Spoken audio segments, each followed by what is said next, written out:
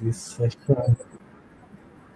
Yeah, so we'll be recording the session so that we can have it available for other for members who want to go back and go through the session and see what was done and what we discussed and all of that. And also, the link will be available for everyone as well. So, welcome everyone. I want to use this opportunity to acknowledge Mr. Wilton. Mr. Wilton is here with us.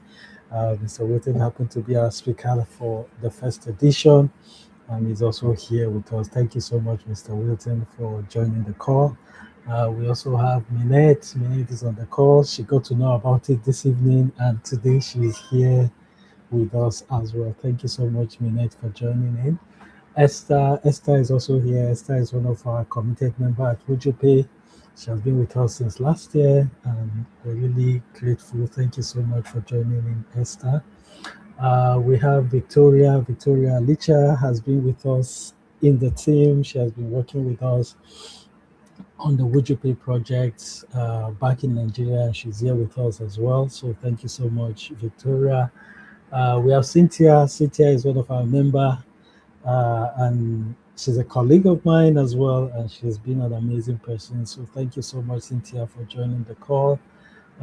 We have, of course, our guest. I'll leave the best for last. All right, so welcome once again to Beyond Payout workshop. This is our second edition of the virtual workshop we'll be having. So, just a bit of an introduction. My name is Godfrey. I founded Owujop in 2024. Owujop is a tech company, and in 2024 we launched a product called WujuPay. And on WujuPay, we coordinate group savings cycles. We coordinate monthly savings cycles. It's similar to the Susu, the Adjust system that we are all familiar with. And we've been doing this for the past 2 years. We're incorporated here in Canada. We're incorporated federally. We are also licensed the with FinTrack and also the Bank of Canada, to operate fully here in Toronto, in Ontario as well, and as well as other provinces as well. So we've been in business for the past 2 years, and our platform, a lot of people have been leveraging community strength. They've been, collaborating with themselves to pool funds, raise funds, to sort out debt, to pay their tuition, and to, meet their various needs. And we've been doing this for a very long time.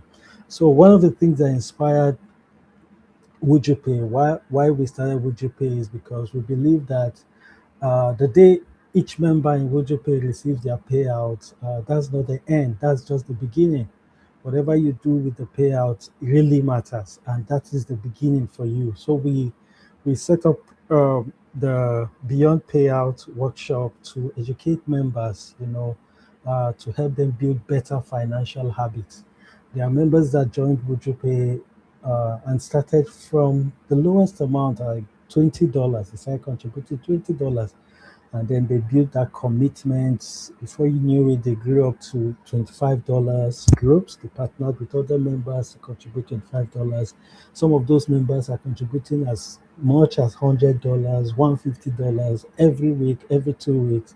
Some people as much as $250 within a group. So, but they started somewhere. They were able to build this financial habit by contributing smaller amounts, right? So this is one of the things this workshop um, tends to achieve. One of the goals to help people build good financial habits, and also to understand how money works. Yeah, they say when the knowledge of something is not known, abuse becomes inevitable, and abuse can come in different forms.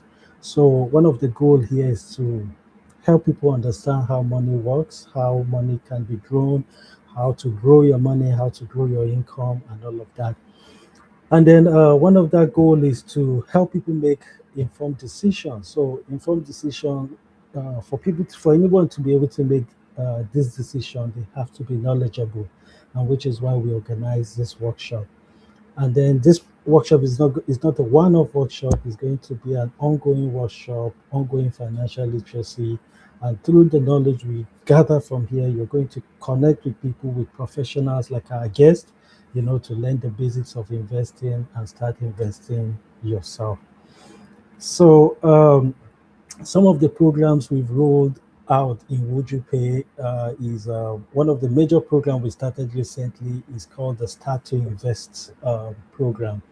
It's a program where members in that group or within that initiative save for the purpose of investing, not to pay debt, not to use for other expense or legitimate or illegitimate expenses, but to basically use it for investment. We just started it recently. We have over 7 members in that group as we speak, and we just launched the program last week, and we're going to be doing that for the rest of the year, right? So there are other programs we have in the pipeline. We have a program coming up on debt reduction, and also for businesses, for those looking to learn one or two trade skills, they can leverage these programs as well within the OGP community. All right, so without wasting much of our time, I would like to introduce our guest. Her name is Olaronke Fabomi. Personally, I would like to introduce her with my own personal experience. When I came to Canada in 2023, I attended different sessions of financial literacy, and I would say my financial literacy journey began with her. Right, I attended several of her sessions, and as at the time I started, I never knew I will come to this level, or I never had in mind that okay, one day I will start, taking advantage of the various programs available. But I kept attending the training, and today I am practically doing that right now, and also helping other people do it. But before now, between now and then, I had committed myself to learning, and she's here. I'm really happy to have her here, to take us through this session and dispense knowledge to us. And please, if you have any question, do well to put it on the chat, or you can text me privately. And of course, we're going to have an amazing time. All right, so drum roll. Let's welcome our guest speaker, Mrs. Olarenke Fabomi. Thank you. Over to you. Okay, good evening, everyone, and thank you for being part of this workshop this evening. And thank you so much, Godfrey, for having me. And honestly, I've told you personally in person, and I'm telling you, well, before everyone, else, I'm really proud of what you're doing with Would You Pay. It's a very good initiative, and definitely the first step, is a great step towards financial building your financial growth and independence. And as well, for everyone that is a part of it, congratulations to you. Because at least you understand that for some reason, whatever reason you joining or being a part of Would You Pay, you know that there's a need and you're trying to meet that need. And just like the introduction, I don't always want to blow I trumpet too much. I'm very passionate when it comes to finances, and I'll say why.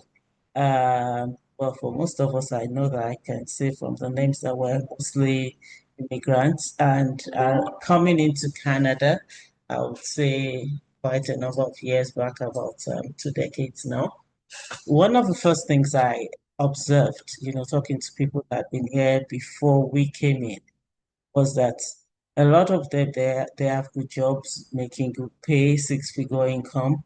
But you find that one thing that was common with a lot of them, it's uh oh, there's not enough money, we're broke, you can get by in Canada, all you do is work. It was just one lamentation or the other. And I was like, it's either there's something wrong with the people or there's something wrong with the system, not with the people per se, but with their financial habits, or there's something wrong with the system. And that drew me to get into want to know more about how the system works and how you're able to build up your finances here.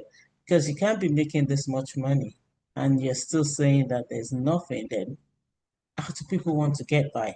So that it's that curiosity that led me into financial services. And it's not just about, okay, I want to get a job in the bank or just to get to work for pay, but really to get to understand how money works. And it's absolutely important. And I hope that for those of us that are here, it doesn't matter where you, whatever training, workshop, I believe strongly that definitely there are one or two things you'll pick up that will be new to you or will be reinforced again. Maybe you've heard about it before, but it will be reinforced again. Okay, I need to share my screen. It's saying I'm not allowed to share it, so I have to be given the Godfrey, you've got to help me so that I'll be able to share my screen. Okay, okay, I'm ready. And as been mentioned, so if you have any questions along the line, just note it and we'll have the question and answer time as much as the time permits. But One second, ma. okay, Okay, try it again now. okay, okay.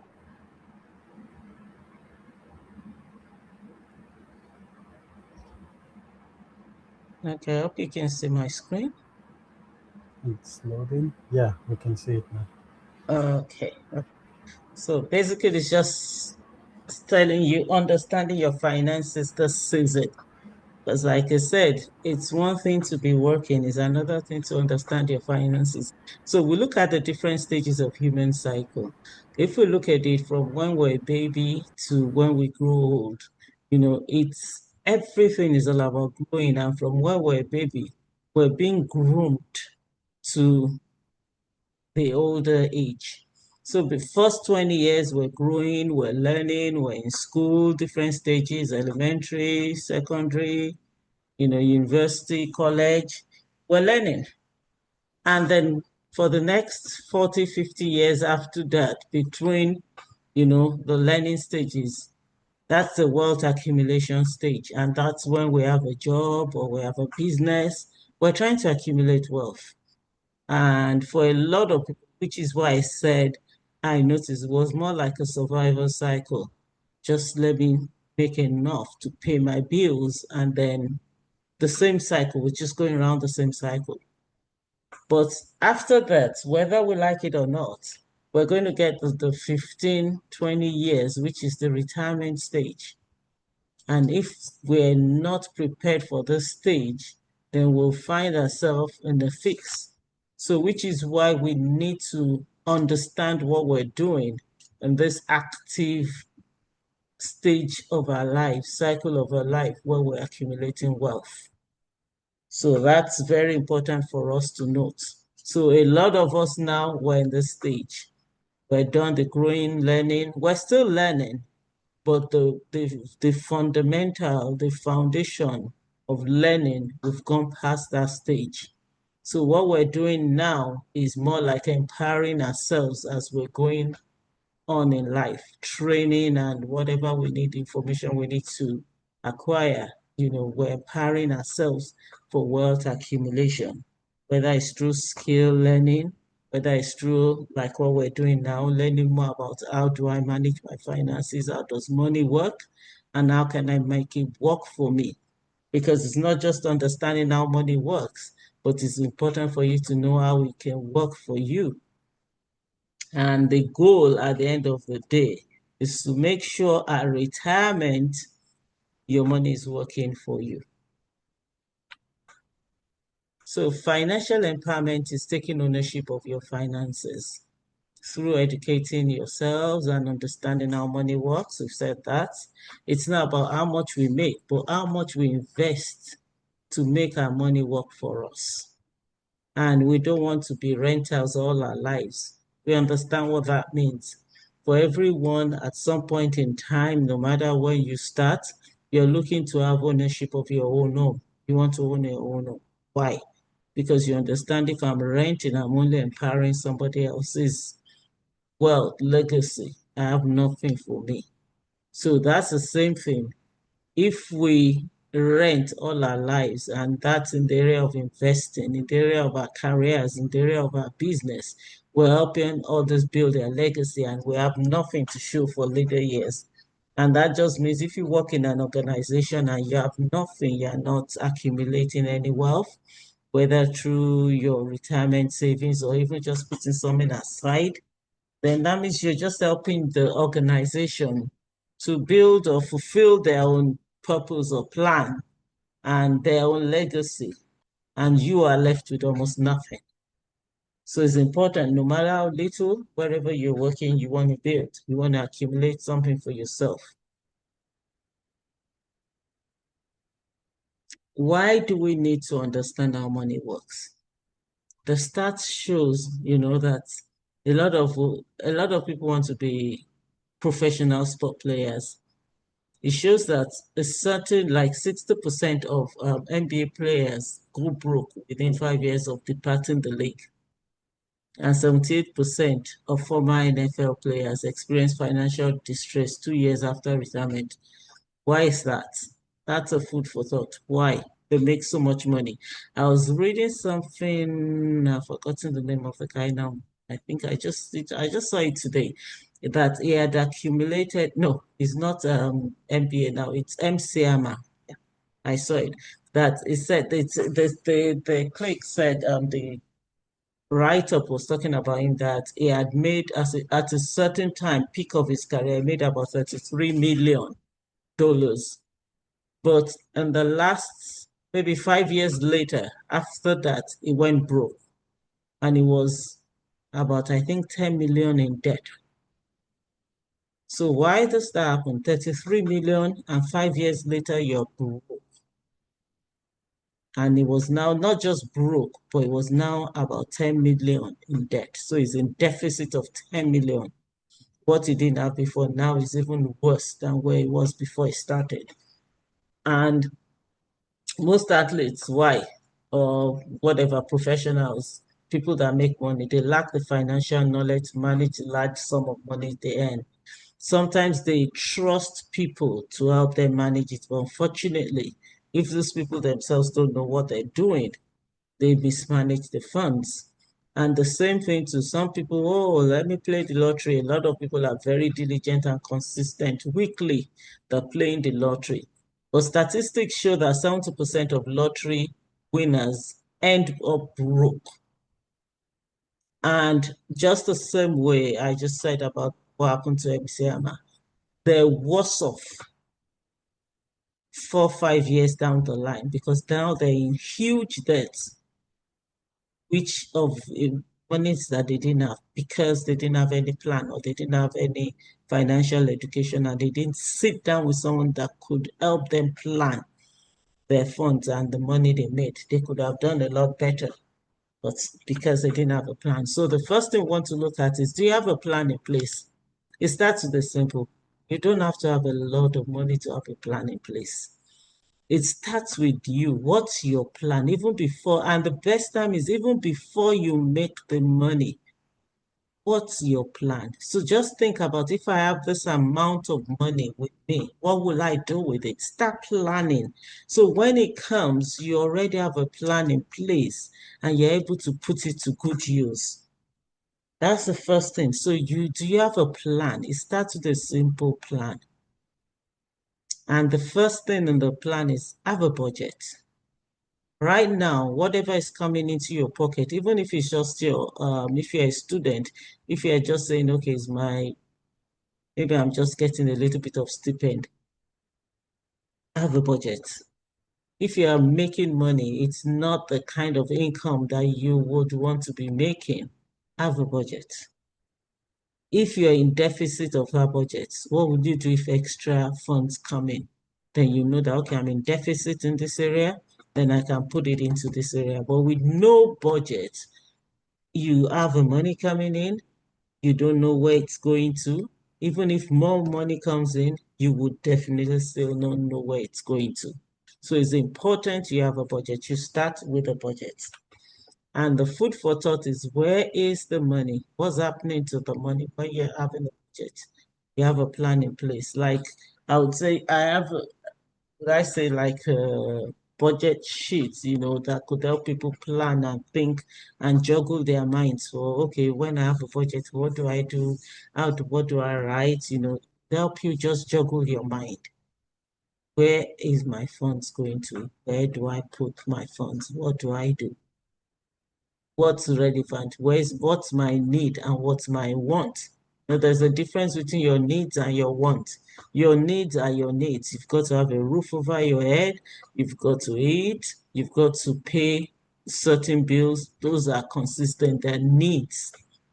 But your wants are other things that just makes you happy. And do you really, really need to have them, or can you wait? Can you defer them? So those are the things you want to put into consideration. So these are some of the things. Where's your money going to? Are you someone that goes out to eat all the time, or you just eat on the go? Okay, I'm just passing by lunch, Tim Hortons, Starbucks, McDonald's, anything, anywhere, whatever, Uber Eats. As it comes, I just eat.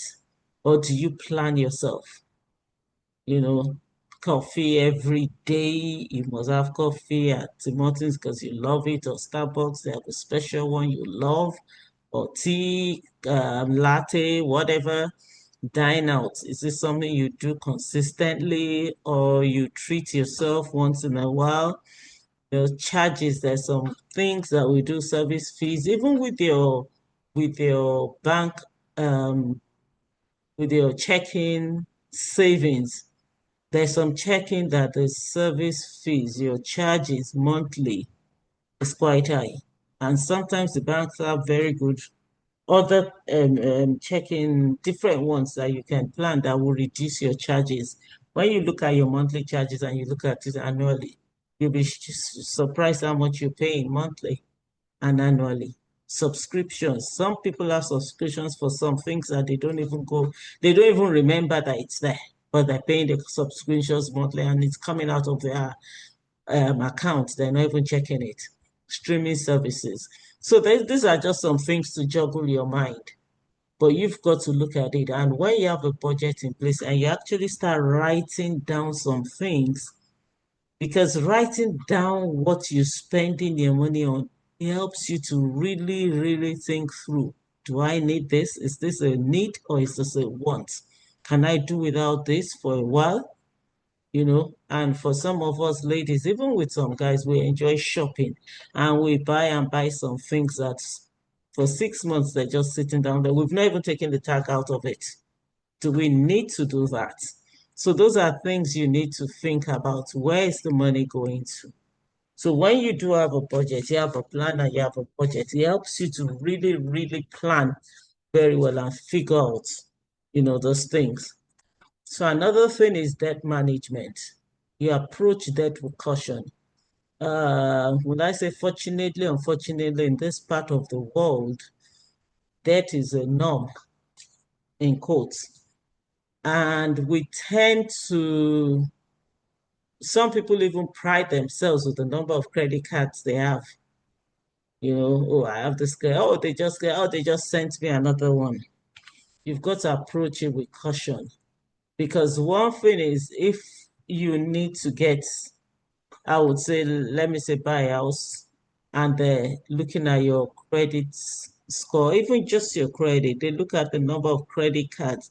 The funny thing that people don't realize is the more credit cards you have, the higher a risk you are to the organization, because they don't want someone that has too many credit cards now coming to. That means chances are you could default on those ones and it would affect you. So you don't need to have all the credit cards. It's not every company or bank or whatever, that a financial institution that sends you a letter for credit card that you have to accept. Have one or two major credit cards and that's it, you're good. If you really, really do know how money works and you plan yourself, you know your credit score, catch up and make sure you don't have any overdue accounts. And if you do, try and catch up on it. And like I said, avoid applying for credit often because the red flag. Don't miss your payment. and avoid keeping high balance. So if you have like let's say a balance of you have a credit card that is giving you 5,000, you don't want it to be 4,500, you don't want it to be 4,800. It's already a red flag. Keep it low. The lower it is, the better your score is. So those are things you need to put into consideration because sometimes, we get these things and we don't fully understand how it works. But what the banks or the financial institutions they're looking for when you apply for credit is totally different from how we see it if you don't know how it works. And then we're going to look at savings. So when I say savings, I'm talking about investment. There's a difference between savings and an investment. When you're talking about savings, there's what is called simple interest. And investment is compound interest. You want your money to compound. You don't want simple interest. You want it to compound. And it's not about how much we make, but how much of it we're able to keep, we're able to invest. Like I said, you don't want to be a renter. You don't want to be renting, maybe with the organization, with anywhere you work in. Because if you don't, no matter how little, if you're not saying, what's my return on investment every month from this job that I'm doing, even if it's $20, I'm able to take out and put, at least I have something. And you'll be shocked how much that will accumulate to by after a period of time, rather than you not having anything at all. Pay yourself first. The government takes out taxes when we work, and whatever is left, we manage it, we live with it. If we need to get more, we look for more. Do the same for yourself. Have a certain amount that you say, I'm working this month or whatever. I'm taking this away and just keeping it away just for myself. That's my return on investment on this, whether it's job or business. That's my return on investment. You want to do that. And accounts to own in this period, just for us to understand. You have what you call, of course, I know that this will depend on where you are at, what stage you are at, but it's just good. All of us is information and will help you. As you continue your journey here in this country, you will appreciate all this information. It will come in handy. So you want to have emergency accounts, you want to have short-term savings and long-term savings. So emergency accounts, you are accounts that you know that you're putting out funds aside, and in case there's an emergency, if you own a car and there's a major repair that you need to do, or you buy tires, then you know that you can fall back on this. So you don't have to be falling back on credit card as a backup. Your emergency account will be your backup. Short-term savings. Maybe you're still looking to get your own car, then that's a short-term savings. You can start saving towards in the next 1 year, in the next 6 months, in the next 2 years, I want to get my own car. That's short-term savings. Or it could even be towards you owning your own home. That's short-term savings because it could be like, oh, next 5 years, even if it's 6, 7 years, I'm looking to own my own home. Right now, you might even be working and the income doesn't even seem like you can even buy a house here. You'll be shocked how much you'll be if you are intentional and you start putting money aside. When you do need it, you'll be glad you started. Long-term savings is like something towards retirement. That's really long-term. And the earlier you start, the better for us. So we'll see that now.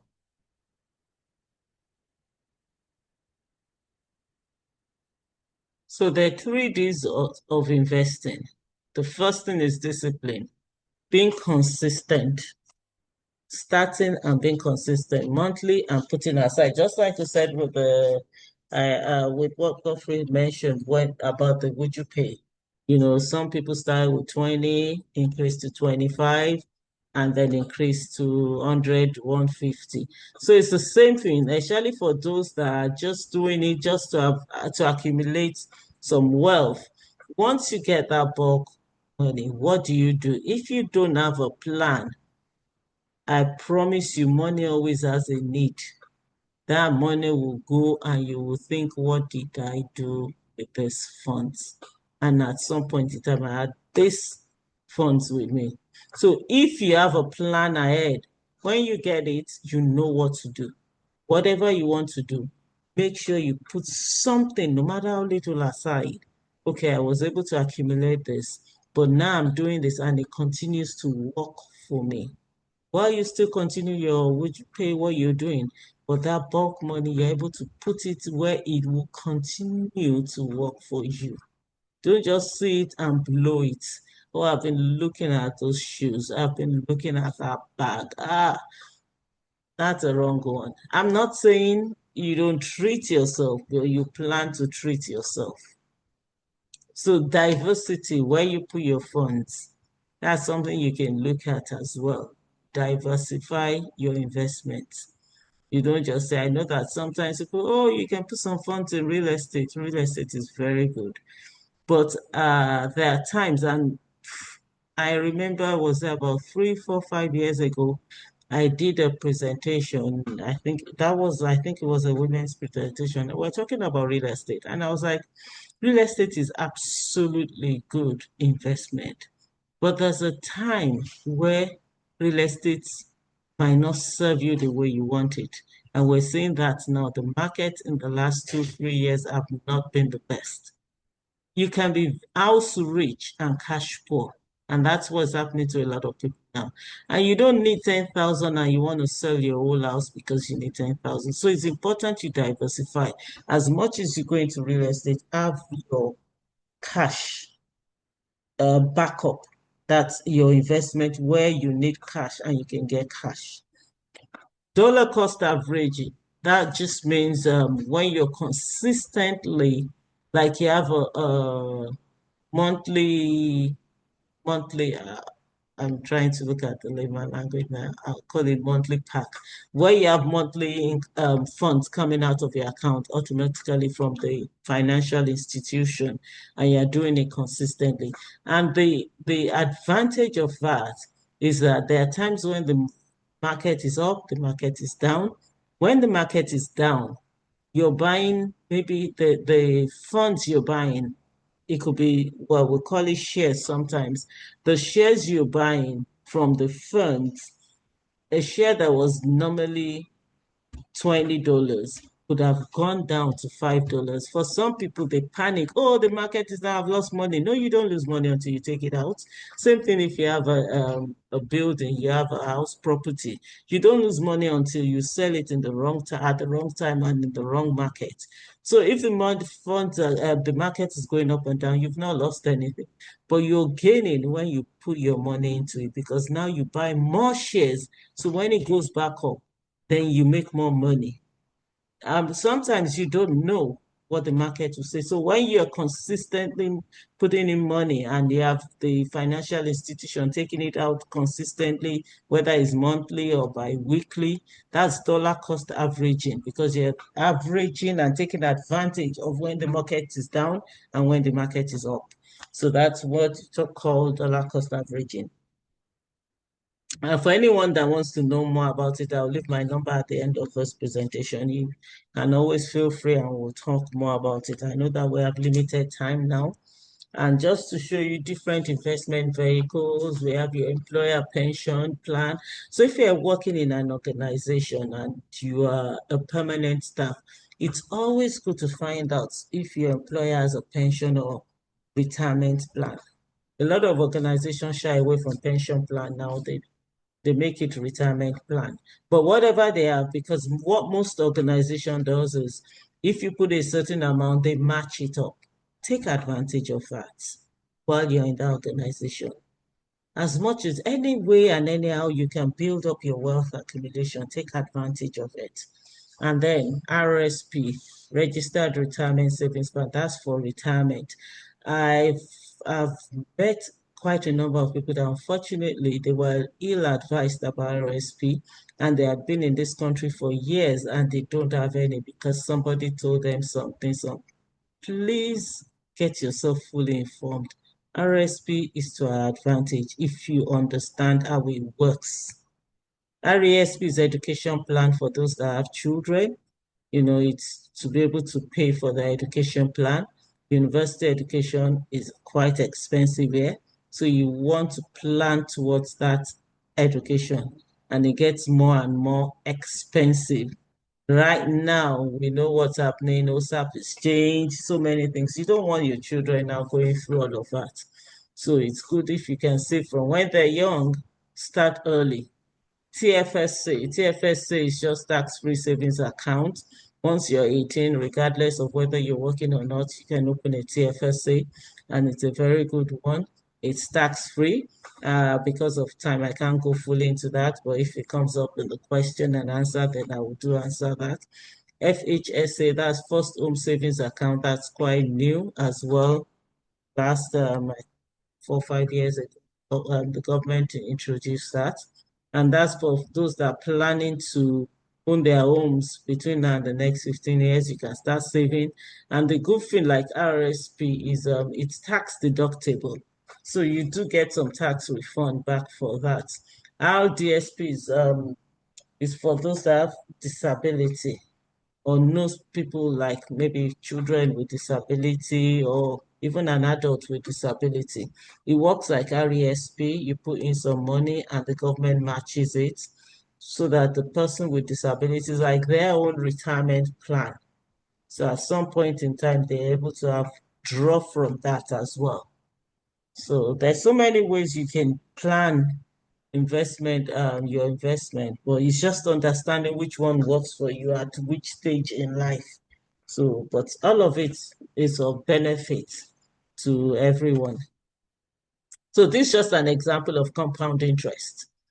If you have $100, next 10 years, you're putting $20 or $100, you can see the difference. With that's hypothetical at 9%. So of course, the more money you're able to put aside, the better for you. But the next slide, okay, this is now saying at age 25, the cost of waiting. And as I said, it's better to start, earlier as soon as you can with what you have. And the cost of waiting, age 25, if you start with $100, at 65, this is what you have. At age 26, you can say it keeps going down. At age 30, can you see the difference between age 30 and age 25? Just because you waited a little bit, that's almost 175,000 difference. So there's a high cost of waiting. The earlier you start, the better for you. However, how much you have, start, and then you can take it up from there and build up from there. First home savings account, I spoke a little bit about it. You must be 18 years and older. It's relatively new, it's registered, and annual contribution is 8,000, lifetime contribution is 40,000, and it's tax deductible, but it must only be towards you purchasing a home. It doesn't mean you can take out of it, but if you do, I had somebody that did it. I had an emergency, financial emergency, and they had to fall back. They had their TFSA, but they still needed a little bit from tax savings, and the government came hard, withholding tax. It was painful. So I tell people, build up on your TFSA first. This first home savings account, RSPs, they should never be what you want to fall back on when you have a need for emergency. It doesn't mean you can take it, but it's just that you will lose quite some substantial amount. And that's why people have negative attitude towards RSP. It's not your emergency fund at all. And then another area that I always like to touch on is the area of life insurance. Life insurance, for some people, they understand that it's important, but for some people, maybe due to culture, lack of information, background, they shy away from life insurance. But life insurance is absolutely important when you're in this part of the world. And life insurance is not just, okay, I have a family. It's good, definitely have a backup when you have a family, you have a home, but you start early. Why? Because it's cheaper for you, and you know that you're in a good state health-wise, medically.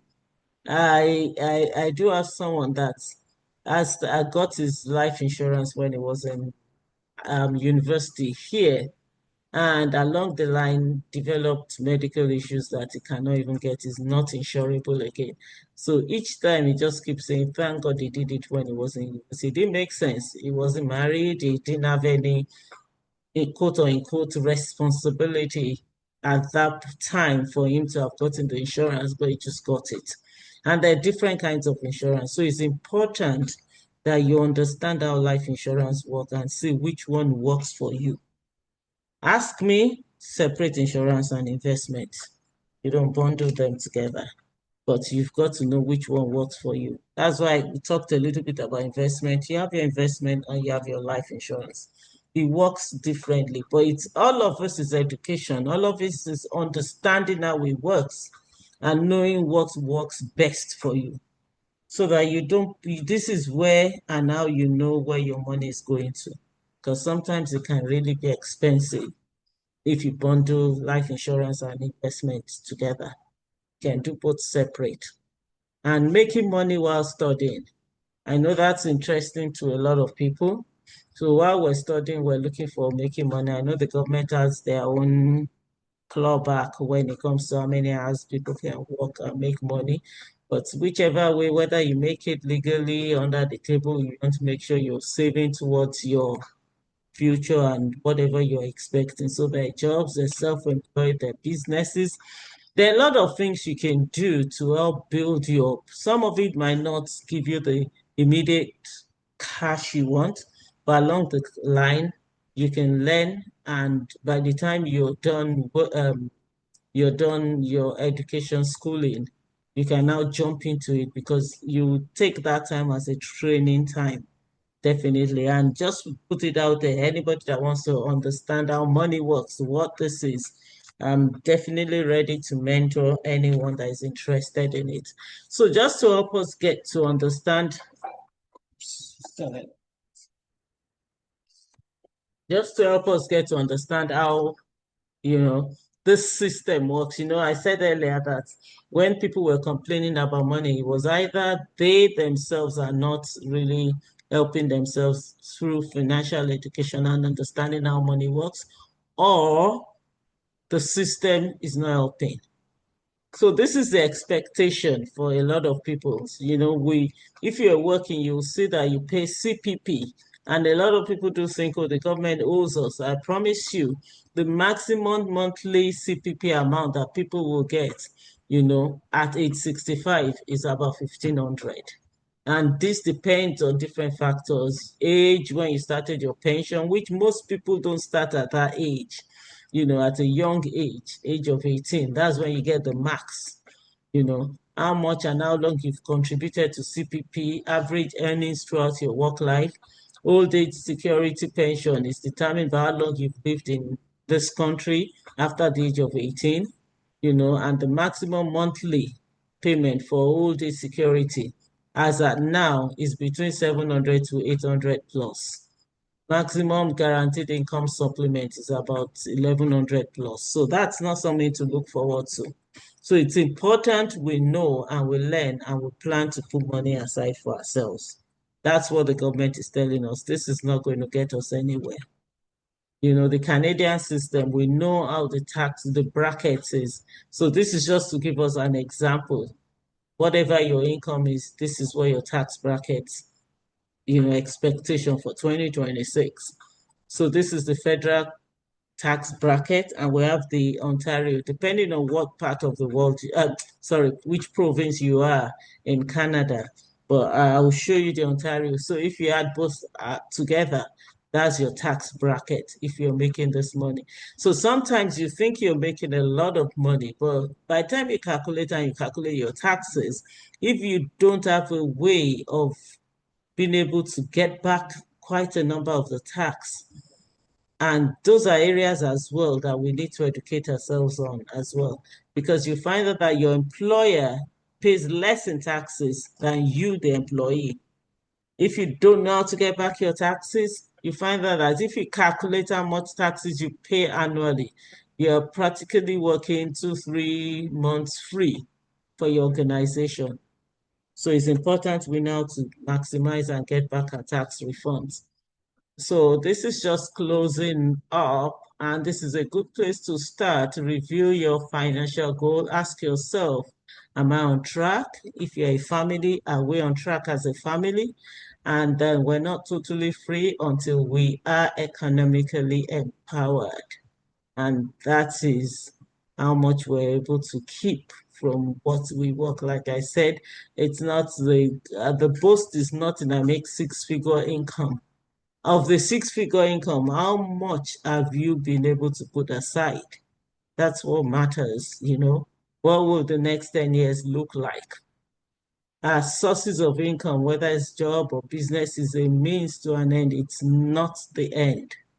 So the goal is financial independence, and it's up to us to take control of our financial future. It's up to us to build our retirement and a legacy. It's important we pass this legacy on to our children. And definitely you can do it. It's possible, it is doable. So the path to financial independence starts with understanding a few basic concepts and implementing them. Winning the financial war is a result of winning tiny battles day to day. If you put together a simple plan and follow it, you'll be amazed at the progress you make. Yes, you can. You can get it done. So that will be the end of the presentation, like I said, so we have time for question and answers. There's a lot about finances, but definitely that's just a short form to help us to juggle our mind and a jump start. Thank you very much once again for having me, and Wow. I pass it on to you, Godfrey. Thank you so much, Ma. Thank you for that amazing, amazing session. One of the things I Pleasure. picked up from your presentation, from your conversation when you started was the fact that between the ages of 40 to 50 is our wealth accumulation age, and I began to think, No, we have 40 to 50 years to build up but wealth yeah, 40 to from 50 age years 20 plus. from Yeah. age 20 plus. So I began to think, oh, how old am I? Where am I in this equation? So, and then towards the end of your slide, you talked about the cost of waiting, the cost of waiting. Yes. So, meaning wherever you are, if you're getting this knowledge at this time, the next thing you need to think is to backtrack, reflect, and start acting. And just like you said, it doesn't matter how small it is. It doesn't matter how small it is. You need to start planning towards retirement. And the thing is, this is so, so amazing. This is more of like a continuation of what Mr. Wilton had, the session he had last week, and this is a whole lot. This is a whole lot. So thank you so much, man. I'll open the floor for question. I think at some point we had Minette. Minette raised up her hand. I don't know if that was intentional or it was a mistake. So, anyways, the floor is open for questions. If you have a question, kindly um, unmute yourself and ask your question. Anybody? Anybody with a question, or you need to seek clarity on a particular section in the presentation, please, this is the time to ask your question.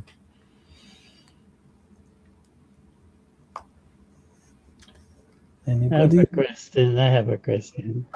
Okay, yeah. Go ahead, Mr. Wilton. Good night, everybody. Good evening. Thanks for your presentation. I really, Yeah. for me, most of it is a part of um, is what I heard before and what I practice to myself. And what are your philosophy about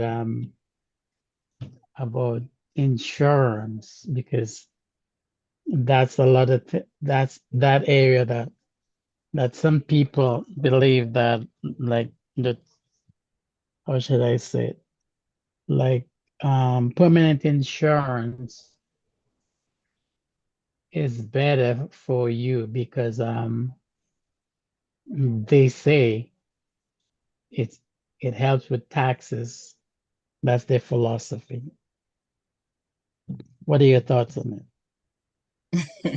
Well, I would say with Permanent permanent insurance insurance, before time. helping with taxes, I would say what is the root of the permanent insurance in the first place? If we go back to it, permanent insurance, universal life, whole life, paid up to 20, it's got different names.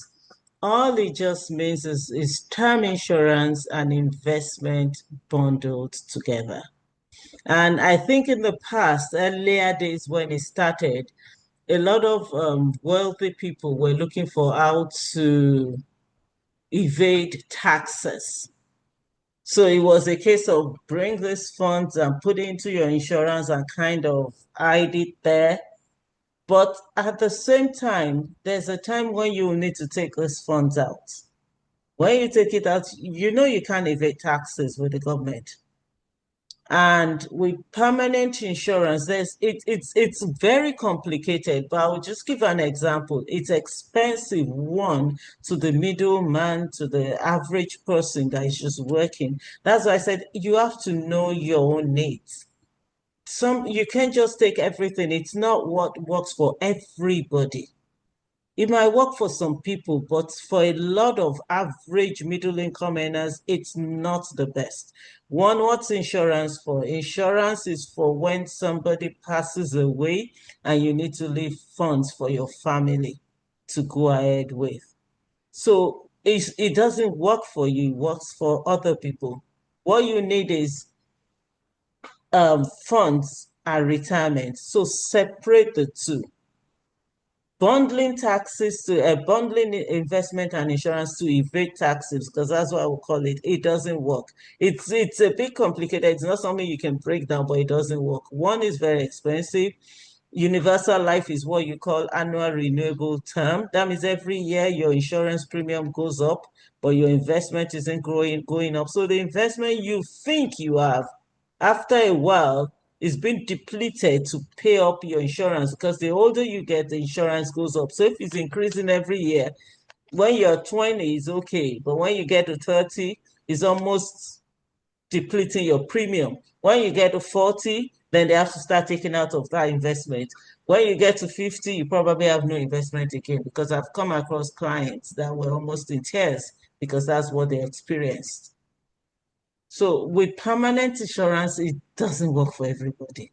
And the taxes that you're trying to evade, when you don't even have any accumulation, which taxes are you evading? So it worked in the past for a lot of wealthy people, but now the government have put a lot of things in place, vehicles in place, investment vehicles that could help families if you plan very well, that still could help you put your taxes and plan your taxes very well. So I don't know if that's helped or answered your question. Yes, it did. Because I believe the same thing. Just wanted to know where you stand in regards to it, because they talk about taxes, but as you said, in the past, that's what they did.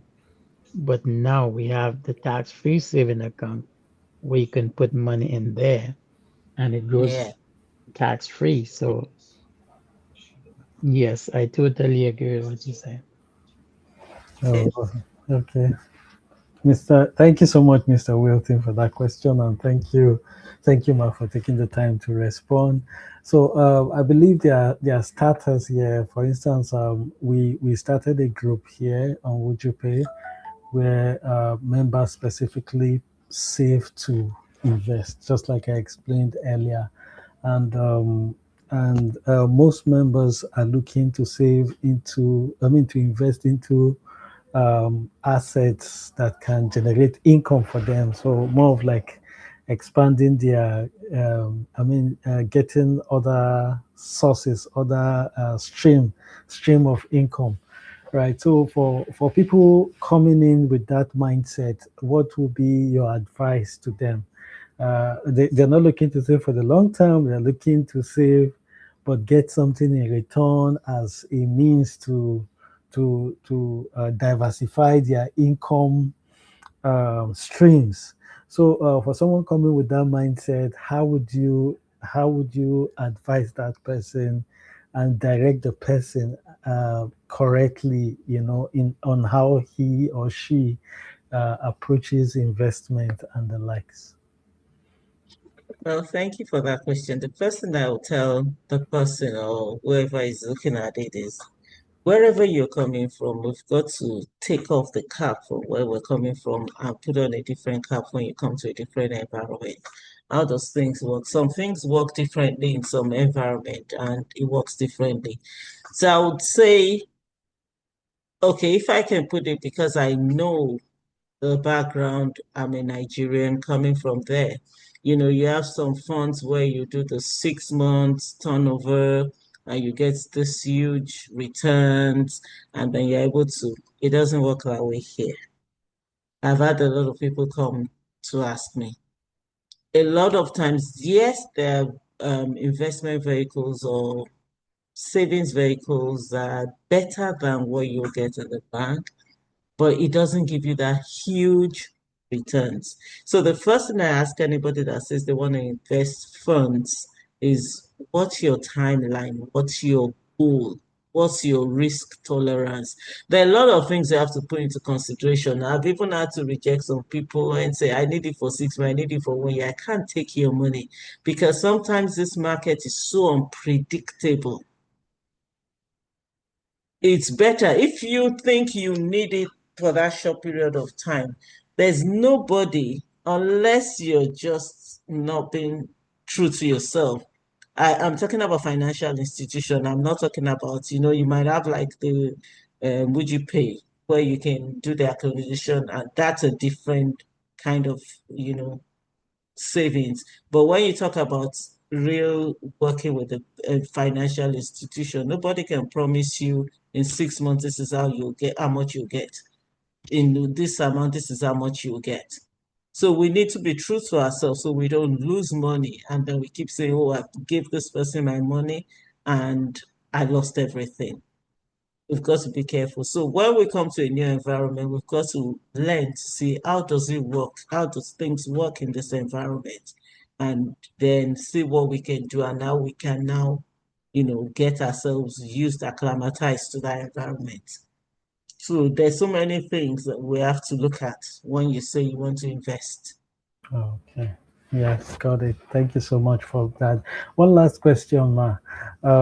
There are time people, especially when you go online these days on Instagram, on TikTok, there are lots of people who, set up cameras and start educating you on financial literacy, telling you what to invest on. Some people come up online and say, if I have 1 million, these are the stocks I will invest in. These are the ETFs I will invest in. Some of these people, some of them do that for views and for content sake. And a whole lot. There are people that have made decisions based on such content and all of that. So sometimes I feel there's a lot of information overload to the extent that people when they turn here, they get information on financial literacy. When they go to this place, they are getting different information. But when it comes to taking that actual action, they are not able to do that. How do you balance knowledge, financial literacy, and actually and people taking that step, to put to practice whatever they've acquired, from whatever source? And what's your take on all these platforms online, especially on social media, where a whole lot of things, people keep bombarding you with a whole lot of things? What's your advice? Because we all are online, especially of course the youth, and they get to see all of these things, and sometimes they're influenced to take action. What's your advice? Let me just turn on the light. Yeah, yes, one. What? Okay. Yeah. So I would say um you take advice from social media at your risk. It's at your own detriment. Well, In fact, not even joking, I was talking to somebody recently, a client, and the person was saying that they're now actually going after people that come online, especially when it comes to financial advice, asking them where is their license and what gives them the right to talk. So putting that aside, like you said, okay, you've got all the information. So what step do you take? And it's not just even online. There's some financial I'll put them maybe advice. So you actually pay them to get advice. And after that, they can even put a financial plan for you, and then you're left on your own. Where do I go to? Where do I get this from? So it's important you get the right information from those that are rightly licensed to help you, to guide you, and not just help you with the plan, but someone that will continually work with you every step of the way. It's important because if we look at it, our money is our life. And when I say that, we work, how many, I just showed us 40 to 50, the longer part of our years we're working. What are we working for? We're working for money. Early years, 20 years, we're being groomed for the 40, 50 years to build wealth. So that means all our life, tangible time of our life, we're using it to build wealth, to make money. Then why don't we spend that money wisely, invest it wisely, and use it wisely? Why are we careless with it and just leave it to anybody and listen to anybody? And then we just lose that money. So if it's going to take you time to find the right person that would advise you, work with you, and guide you, then do that. Don't just listen to anybody that will just go off the internet. I've seen people that will come and advise you, and they'll come maybe 2, 3 years later or 6 months later and say, I'm sorry, I just realized what I was saying wasn't the right thing. Maybe for one moment they did put money in one shares and it seemed like it doubled. But we know that that is not consistent. US coughs tomorrow now, the market can just go crazy. China comes up with something, the market goes crazy. Nobody can guarantee you, but you want to work with people that are advisors, fund managers, that is what they do 24/7. They know the market. So you want to work with the right people. You don't just go and start jumping everywhere to make money. You're muted. Amazing, amazing. That's such a profound response. Work with the right people, find licensed people to speak to, people with good track record that you can also testify. I mean, this is such a very important response. I mean, advice for us. So, luckily for us, we have amazing people in our community. We have Auntie Ronke, we have Mr. Wilton, we have these wonderful people. Recently, we had one of our member that opt for a universal insurance, and when he was out of job for close to a year, he lost everything. And with the help of Mr. Wilton, and some of the some within our community, they are able to, they are working with him to help him meet the right agent within his community so that he's able to they're able to guide him to go through the process. So, I mean, that's what this is about. And just like I said earlier on, it's going to be continuous. We're going to have these sessions every month and talk about different topics as they come by. So thank you so much, Ma, for this amazing session. Thank you for your time. Oh, Minette has her hands up. Minette. Okay. Yeah. Thank you so much. Thank you so much, Ma. I've learned quite a lot. I know you did mention something about the first home savings account. You said that first home savings account is good. However, it's not if someone hasn't really built momentum with the TFSA, the first home savings account shouldn't be a priority. So I wanted to ask for someone that is looking to build wealth, probably through real estate, let's say probably in the next 5 to 10 years, and they want to walk through the first home savings account without building anything the RSP account. Is there something you probably have to talk about? Well, the first home savings account, if you understand how it works, is for a first home buyer. So it's not in an investment property. It's got to be you buying your own first home. That's what it's Okay. for. So if you already have a home or a house, or for someone that is married, even if your spouse is, you are joined to, as long as your name is attached to a house, you are not even qualify for the first home savings account. So why I say it's not a priority doesn't mean you can't do it. There are people that are doing it. What I'm just saying is that if you have an emergency and you want to fall back, like I want to take out my funds, I need emergency right now funds. The government is still going to take out a huge withholding tax. Huge. But if it's your tax-free savings account, you can take it out tax-free and there's nothing, you are not losing anything. If you build your tax-free savings account, you can, and you've accumulated to a certain time, you can even move some funds from tax-free to first home savings account. So that's why I say it's best to build your tax-free savings account. So when you have an emergency, you're not falling back on your first home savings account. You go to your tax-free savings account. But you can do both side by side if you're comfortable with it. So there's nothing wrong with you doing it, but you can only keep it for 15 years. That means in that 15 years, you buy your first house. It doesn't mean if you don't use it, you can't take out your funds. You can even transfer it to your RSP later. You can do that as well. But it's the advice. It's just that have your emergency funds. But if you're Right. comfortable, you have enough funds, you can do both simultaneously. Okay, thank you. Sorry, just another quick question. I also saw in the notes where it says that the limit is 8,000. Just to ask, like for someone who is starting their account for the very first time, like they have been in Canada for some time, but they haven't created their account. They just started for the first time.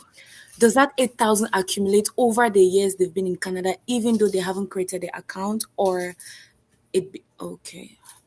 It's from the year, like if you say, I want to start this year now, you have 8,000 to start this year, but you can backdate 1 year.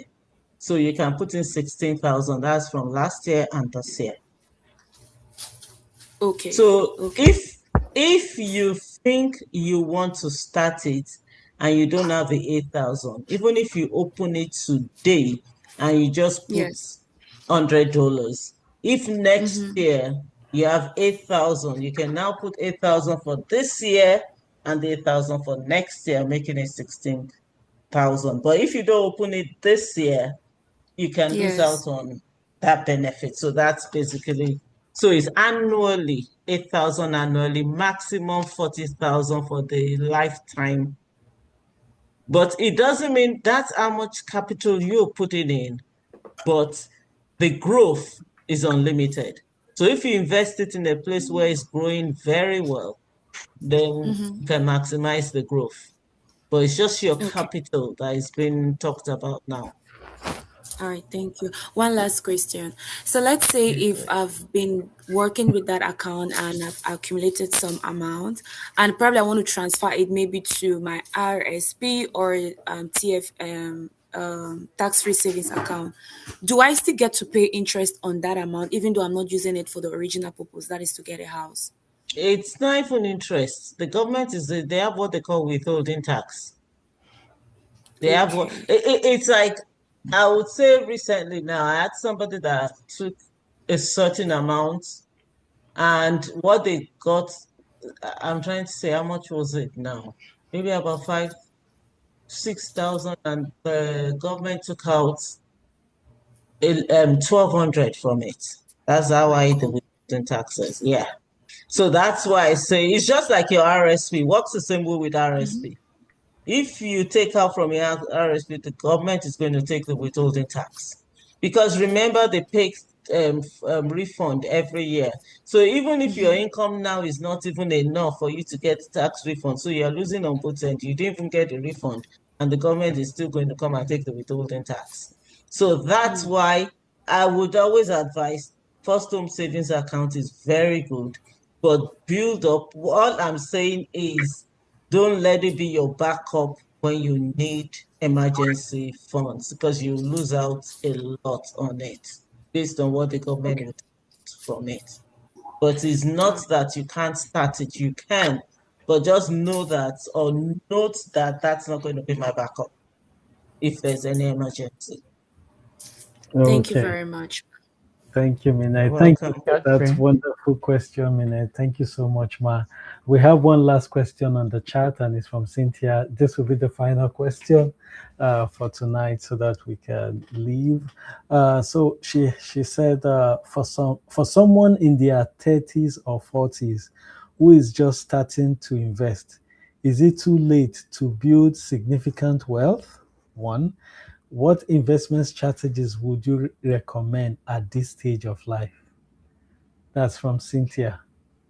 That's a good question, Cynthia. It's never too late to build wealth. Never, ever, ever, ever. No matter how little you start, you're better off than the person that is not even starting at all. And then the investment vehicle would have to be honestly one-on-one. When I say that, because it depends on your need. It depends, are you doing emergency? Are you doing short term? Are you doing long term? What exactly are you looking at? So there's so many things you want to put into consideration. And then what's your risk tolerance? So there are a lot of things that is quite customized to you alone. So it's not generalized. That's why it's dangerous to be listening to people online, because they just give you one size fits all. It Mhm. doesn't work that way. So my number is on the screen. Anyone that wants to contact me, just let me know it's from this workshop, and we can take it from there. Okay. Thank you so much, Ma, for that question.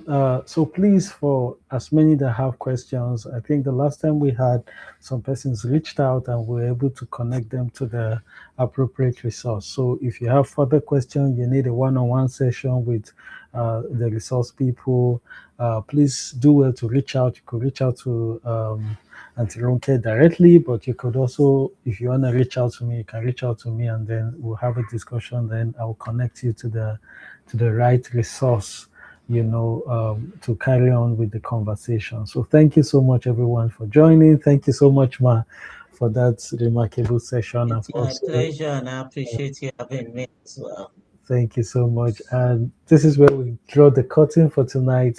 Of course, this recording will be available. It will be unlisted on YouTube, but I'll share the link to only the participants and the community members. It's not going to be out there in the public. It's just going to be unlisted. Only those with the link can be able to access it. So thank you so, so much. And we appreciate your time. Thank you, Ma, for coming. Thank you, Mr. Wilton. Thank you, everyone, Victoria, Minette, Cynthia, and everyone. So thank you so much. Do have a lovely evening. Bye for now. Thank you Bye. all. Thank Have a Thank you. wonderful you. evening. Thank Thank you. you. Thank you. Bye. Thank, Bye. Bye. thank you. Thank you.